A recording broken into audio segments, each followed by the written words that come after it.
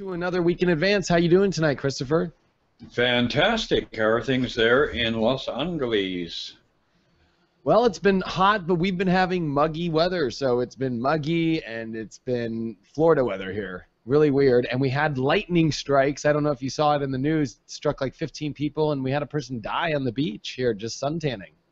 Wow, that's very intense. When I lived out on the coast, I was in the Bay Area for quite a few years, and when you have that hot, muggy, icky weather like that frequently, you will notice that there will be some earth movement, and so I also thought of that paradigm you're talking about as being prime time for a little rumble to come through the region there. So you guys in Hollywood and the San Fernando Valley may have a 3.5 or a 6.1 to activate things.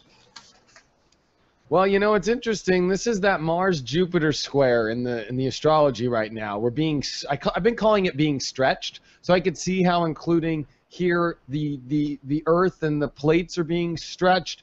Everything's being stretched. The weather's been stretched. Everything is, and we're dealing with this high octane signs of Leo Scorpio, fixed energy. I would say I call it the Godzilla battle in space right now. And we're feeling the remnants of these two giants because I feel that Mars and Scorpio can compete with Jupiter and Leo. Would you agree?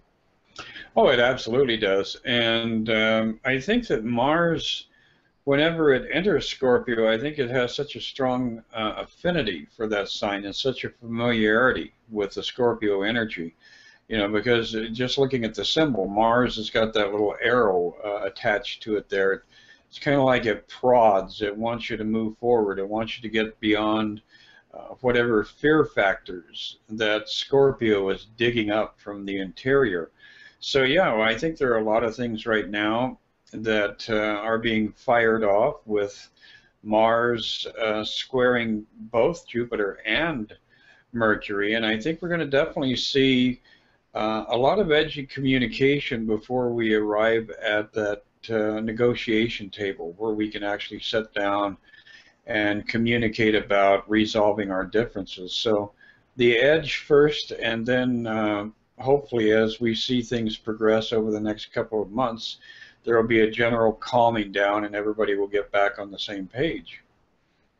Yeah, it's a calming down effect that I think we're all going to have to start to realize comes within us remaining happy and focusing on positivity and not letting deep-seated fears that can be very deep and very intense affect us. And I think the big lesson of this Leo-Scorpio battle is that we do have to expose truth, but to not let that truth sometimes affect your happiness. Sure, there are intense things happening on the planet. Sure, sometimes they're dark, but that doesn't mean that it stops us from seeing the light in the things that are around or why things are happening and so forth. And we're at the peak of it. As you and I are talking for this Friday, as we step into the weekend and into this week, it's peaked out. Mars and Jupiter are at their biggest square point. Mercury's just entered into Leo, which I think actually adds a little bit of like happiness to it all. I don't think we'll be as fearful stepping into this weekend as maybe we have been. I mean, Mercury leaving Cancer is kind of a moody place for our attitude. And the moon is in Libra, and it is a little stressed as it is going to oppose Uranus square Pluto. But I think there is harmony to be found. I think one of the greatest energies is a moon in Libra and a sun in Leo. It's just pure positive energy, love and relationships and connection and harmony. And there's two sides of the coin to be on in life. It's very bipolar energy. And I think that's up to you if you're going to be on the heads or the tails end of things in life right now. Oh, exactly. And as you mentioned, we're starting off this coming week with that the sun-moon sextile early in the day on Friday. And I think sextiles are actually more empowering on a personal level than a trine is. It's a much closer angle. It's putting a little bit more juice into your life. And so I think optimism is going to be restored as we begin to move into the weekend. The other thing that's kind of fun, though, is that looking at Venus, which is, of course, trying to catch up with a happy dance going on in Leo. But right now, Venus is starting off this coming week with an exact trine to Saturn. And I think that this could be a real relevant period over the weekend, the beginning of next week, with our learning how to create reconciliation, because Venus wants harmony, it wants peace, it wants beauty, and it is an advocate of the arts. It is an advocate of humanity living in harmony. And in that really strong sextile energy, or trining energy to Saturn, there's a real window here for the light bulb to go on in a lot of people's consciousness. And we can't forget good old Chiron stumbling around up there in Pisces. It's creating a grand trine with that energy. So we do have a lot of edgy, scary stuff globally, but I think there's also incentive that is coming to the surface now for reconciliation, for giving allowance to other people's differences, whether they be spiritual, ethnic, whatever. So I do see this weekend as a kind of a beginning, a slow kickoff to a much brighter, happier time, especially as we get into September, October, November.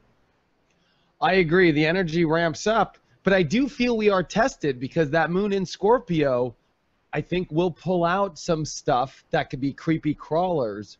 And with all this intense Leo energy squaring it, because the moon will square Mercury on Sunday, you're going to have to, I think, balance out and start to see the light. It's up to you. There's this image I see recently of a person on the bus, and it says, there's two images of the guy on the bus. There's one where he's looking out the window and it's beautiful and he's looking at the clouds and the mountains. And then there's the other picture of this guy looking down and he's hating life and it's all dark and gloomy. You have that choice right now in your life of how you look out at the bus of life. And it's going to be tested this weekend. So I think you're right, because you pick up that the universe is supporting. I mean, even though Mars is so powerful in Scorpio, Jupiter is the bigger planet. Leo is the more dominant sign ruled by the sun. And no matter how much we can pile up here in this big Godzilla match that really peaks out this weekend, you're going to have to see the positive in this and find that inner light, because we are getting ramped up, like you said, because the astrology, I think, gives August, because we are stepping into August, the most exciting opportunities for people in their lives in a long time, with all the planets in positions of manifesting. We've got no planets going to do any major retrogrades right now. We've got everything moving forward in good ways, with Mercury especially. The Sun and Mercury are going to conjunct each other this month. We got Jupiter flying at a fast speed. We got Venus, which is going to hop into Leo. So if you see in the astrology, Saturn and Uranus are going to get off their weird kind of inconjunct. This is the opportunity of a lifetime. Don't waste it on letting fear overcome you. Exactly, and also in failing to accept healing, because again, we've got Pluto that's been doing its backward dance, and it is very, very strongly in aspect in a sextile formation to Chiron in Pisces. And Pluto is very deep, it's very purgative, it's really trying to get to the depths of all of your pain, your sorrows, pull them up to the surface so that you can examine them. And then that Chiron over in Pisces, that's really nice, tight sextile that is starting to unfold, gives you the healing, but how is it accessible to you? It's coming through the Neptunian realm. It's coming through spirituality. It's coming through God consciousness. So if you're out there popping pills and using bandages, I mean, you have to do what's necessary in the moment. But the greater healing and the real truth of what healing is being revealed to us right now in this beautiful interaction of Chiron and Pluto. And you really have to look at, areas of your life. Is your job crappy? Is your relationship crappy? Are your kids holding you hostage with, demands that you do what they damn well please and that sort of thing? All of those elements are being offered up now. They're on the table, and you have the opportunity to actually address them, transform them, and transcend them to move to that higher vibration. Yes, I think that you hit the nail on the head with that. I mean, this is really the time. It's go time. And if we just advance in this week, the astrology is pretty awesome. Mars coming off of this Jupiter square, I think, really will help things out. But it's a continual square. I mean, Mars has been squared pretty intensely with the Sun, Jupiter, and as the month advances, Mars starts to come off this, and really, I think we're going to see a huge liftoff. But as we just continue through this week, I think it's an excellent week. This is where I think romance starts to spark, as Venus, like you said earlier, is in really great positions and about to step into Leo, and it's finishing up here in Cancer. Venus will make a weird square to the nodes, which I think is a really kind of empowering moment for a lot of us, especially as we have the North Node in Libra, and here's its natural ruler making a square in Cancer. I think you called it out with looking at what's crappy in your life and making sure you really are clear on that, because Leo and Scorpio, you'll feel it fast. You know. Yeah, you absolutely will get a jolt out of it. And a lot of times people approach me with questions about the nodes, and I think the easiest way to look at the nodes is looking at them as a bucket. And that south node, the bucket's turned up, so it's receptive, it's receiving, it's where things can be poured into it and it will contain them. The north node, the true node, is in that position of emptying out. And if you look at the activity of the nodes in your chart, the way that you empty out, the way that you get rid of old negative karma, the way that you purge, these darker things from past lives and from genetic memory and whatever, is through the activity of the north node. And the way you receive transformative healing, and the way that you basically allow yourself to reap the rewards of your positive input and your positive contribution to mankind and to life in general, is through that south node.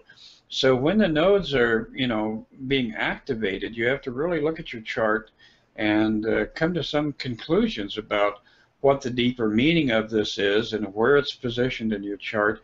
And then you'll begin to see how, well, maybe things I don't directly remember, but I did do in the past, I'm now having to resolve. I'm now having to work through that process of paying it off by forgiving myself, by forgiving others. So there's a lot of interesting activity going on with the nodes right now, and we are being called upon to get a clearer vision of what the bigger journey is all about, and allow ourselves to recall what it was that we had done in past lives, recall the angst and the misery that's embedded in our DNA. So yeah, this is a very powerful healing time, and the nodes are definitely participating intimately for all of us. Yeah, I think that was a really good way of looking at the nodes, and it's, I think, always the big awakener. Those things, they're invisible, but man, they know how to like shock our system in really powerful ways. And this week, the moon in Sagittarius, which is going to come after, we get through the kind of intense, powerful squares of the weekend and so forth. By Tuesday and Wednesday and Thursday, wow, that moon in Sagittarius is going to be in a grand trine in fire. And if you look back at a lot of the times you and I have done these weekend advances, whenever we had these grand trines in fire, they've been really powerful days in a lot of kind of dark energy that we went through for a long time.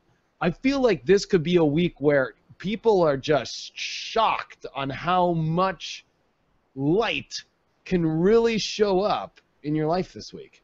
I mean, this is a lot of planets in fire. We're going to have 5 planets in fire, and they're all going to connect. And the Sun and Uranus are getting ready for their trine, which is very exciting. The Sun is also going to square Saturn as we kind of get closer, and this is going to be more towards our next show as we kind of get, this is more of the next, the Friday energy that's coming next week. But I think we're all getting prepared for another big activation point, which leads to next week when we're going to have this big Sun square Saturn and trine Uranus. That's a big go point, I think, for a lot of people. And I think there's it's not that this isn't going now, but I think that we're going to see another cycle really envelop after this week is another buildup of intensity and optimism and really moving. This is the moving times. So really exciting. It absolutely is. And, you know, one of the things about that Uranian placement right now is that a lot of the real strife, the oppositions that were firing off with Uranus as Mars was doing its little adventure down there in Libra, that has cleared out now. And so we're watching Uranus. It will be, you know, in square to various elements, but nonetheless, that real whack you in the head in order to get your attention, energy is dissolving. But I think it also is giving allowance for serendipitous good things to arrive in your life.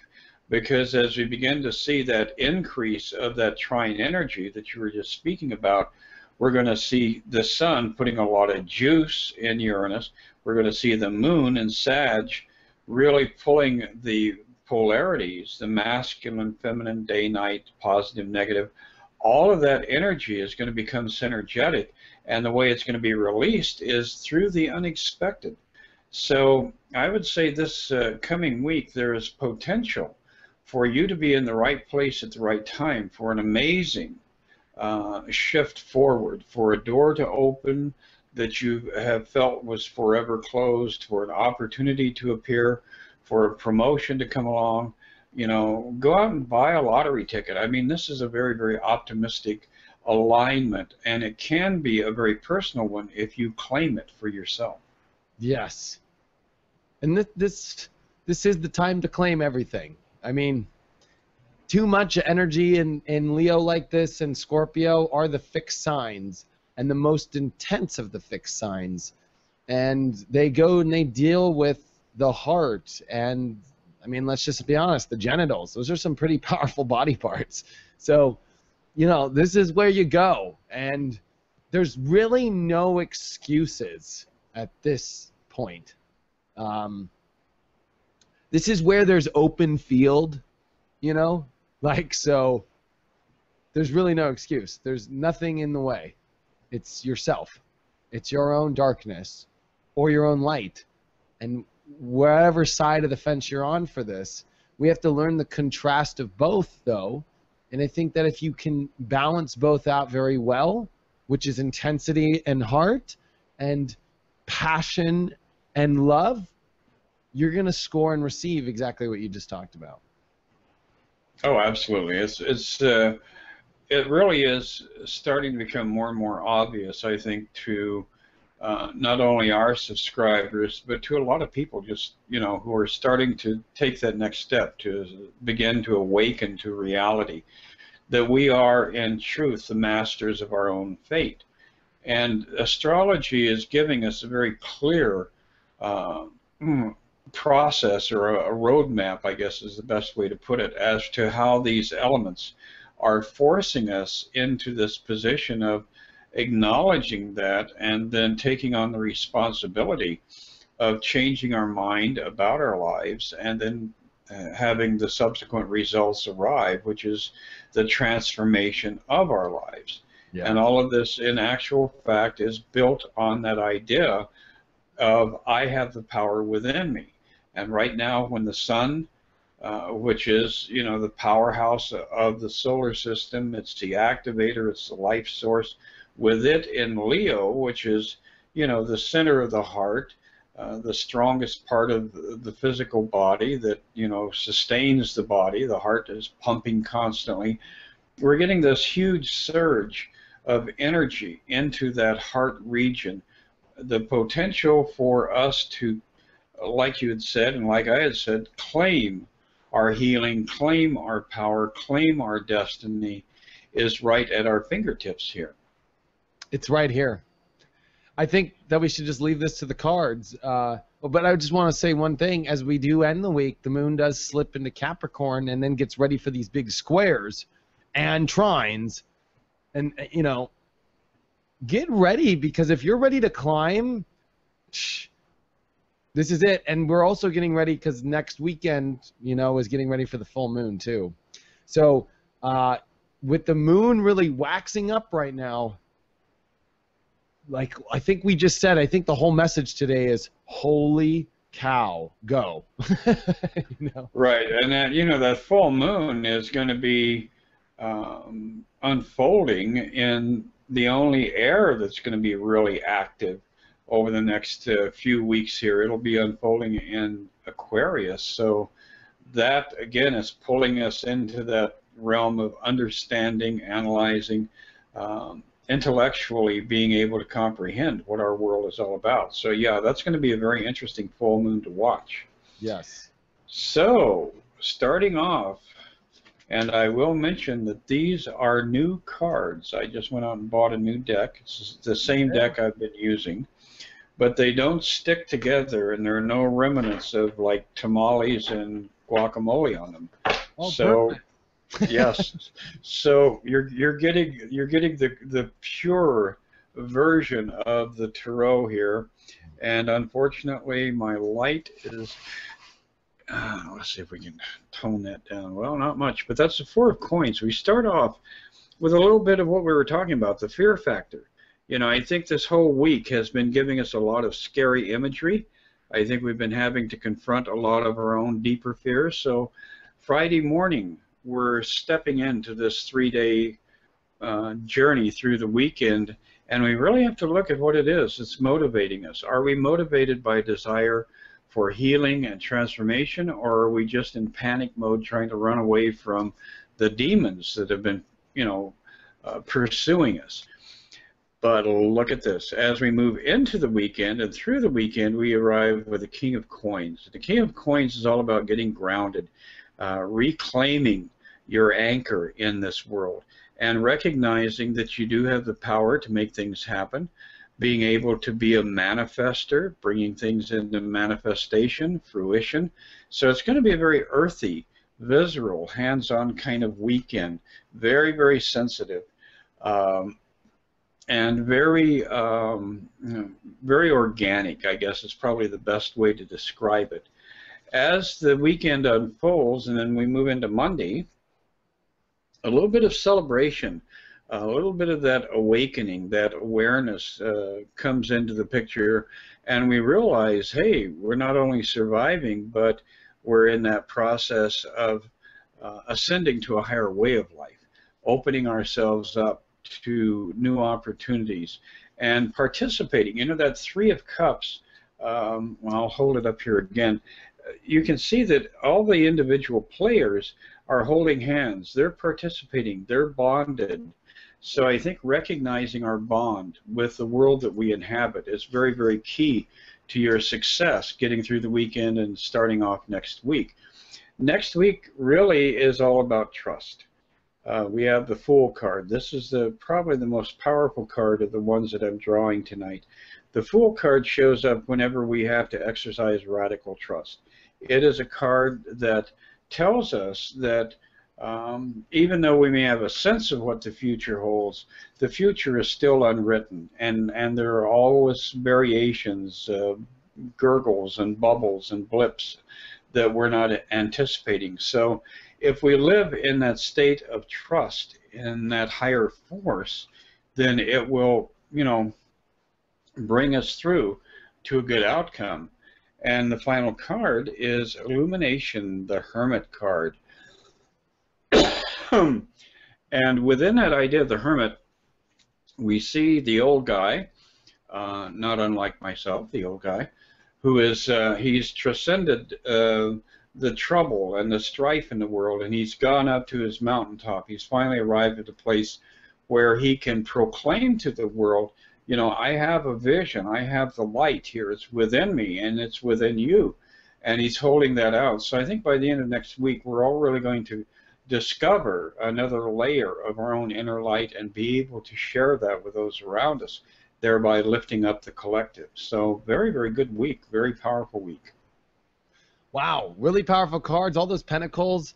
And that 4 pentacles that you open with, that fear factor is very strong, but it also reminds you on another way I look at that card is, you know, you've got to make sure you're holding on to something that's worthy, which we were talking about. It's a kind of a greed card. And even though I think greed is a bad term, I think it's important to know our worth in situations and things. As you know, Taurus is the opposite energy of Scorpio, which I think is always, you need to look at the opposite side of things, which since it's so intense right now with Leo and Scorpio, why don't we look at Aquarius and Taurus? Maybe it's important to make sure we're connected and we're electrified in things that are worthy of our lives. And it's like, if they're not, why are you holding on to it, you know? Or why are you afraid of maybe holding on to something that you really want to? I think that really comes up. The King of Coins, really powerful, because I think it's important to really be empowered in what you want to manifest now. And this is that time. And I think you end with the Fool card nice, because that surrender to spirit, that trust, and that fun and excitement, and the 3 of Cups that you pulled. This is a really rocking week. And I think midweek is going to see the peak out of it with that Grand Trine and that Sag energy with Leo. It's usually the peak of summer right there, too. It's the middle of summer. This is happening. The sun is going to reach the middle of Leo, which literally means we're at the middle of summer, or we're in the middle of winter on the other side of the Earth. So this is like this peak kind of in-between space on Earth, where then, you know, we finish off the rest of the season very intensely. And this is a big peak out moment here. So, yeah, it leads us up to the dog days of summer. And, you know, I'm a dog by Chinese astrology, you know, so I also like to go out and lay down in the middle of the road and just wallow in the dust and enjoy the dog days of summer, and they are upon us. But it is an amazing era, and, you know, having been around for 68 years and watching all of this transformative energy and watching the cultural changes, watching the level of communication and watching the population explosion, I think that in my journey on this physical plane, I think that we are entering actually the most exciting era of the last, you know, 10 decades, 12 decades, because I have the memory of my grandparents, my parents, etc. And we really are at a thrilling point in the unfolding of the universe, and it's really up to you, because you can claim it. You can transform with it. You can move with this beautiful dance that's going on in the heavens. And think of Jupiter as your new dance partner. You know, it's time to get out there on the ballroom floor and have a little bit of fun. there's a lot of fun brewing and a lot of love and a lot of connection. Just roll with it. So it'll be wonderful to see where next week brings us, and it'll be good to check in again with you, Chris, and see where it all goes. So I hope you have a wonderful week. You as well. I'm looking forward to it. And I will see you next week.